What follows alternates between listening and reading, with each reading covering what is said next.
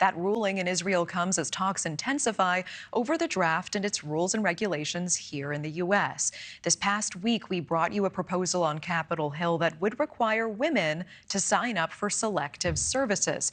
It comes after the House recently passed a defense bill which allows the government to automatically register 18-year-old men into the draft system. But since then, a Senate committee created its own version, including women in the text. That addition sparking massive reaction on Capitol Hill from lawmakers on both sides of the aisle. And correspondent Elizabeth Pran is joining us live on this. Elizabeth, there's obviously a lot of debate on this. A lot of debate on this. And of course, men, getting a notice from Uncle Sam at 18 saying that they need to be ready to register is nothing new in the United States. But we're watching really a global definition of readiness. And what does it look like for not only our country, but countries abroad, right? So supporters here say that the legislation that they're proposing is framed, it's efficient, it's cost effective. But if you look at what's happening in Israel, that is huge news with the Supreme Court because that ultra-Orthodox population is about 13% of the 9.9 million.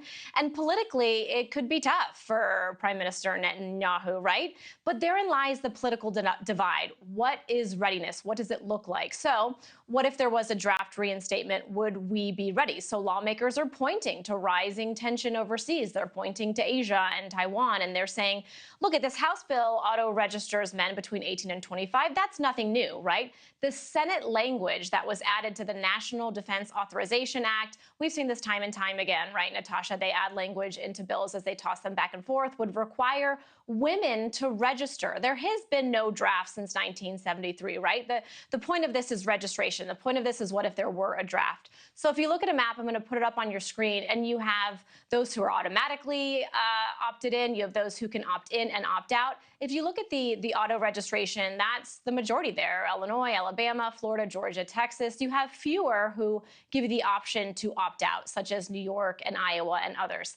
Now, remember, this is language to register, not enlist. Very sensitive to the language here because one general said, this is mostly about optics. This is about a safeguard to lay out in the process of registration in need of an emergency. The draftees would be enlisted soldiers. They would not serve as officers or warrant officers unless they signed up for that and extended their enlistments. Back in the day, a draftee was typically drafted for 2 years, but generally didn't serve that full 2 years. They generally served maybe 19 to 21 months. And supporters are really saying, look, there's been a drop in recruitment on all of the branches across the board. We've been talking about that here at NewsNation. And adding to the general, you have people who say, war looks different now than it did 10, 20, 30, 40 years ago. There are non-combat roles. There is cyber warfare. There is bio warfare. There is unmanned drones. So what they're saying is that there is a place for everyone, and this gives us a safeguard. So it is certainly up for debate. Natasha. All right. Elizabeth Pran breaking that down for us. Thank you so much. Thank you for watching. Go to newsnationnow.com to find News Nation on your television provider. And don't forget to click the red subscribe button below to get more of News Nation's fact-driven, unbiased coverage.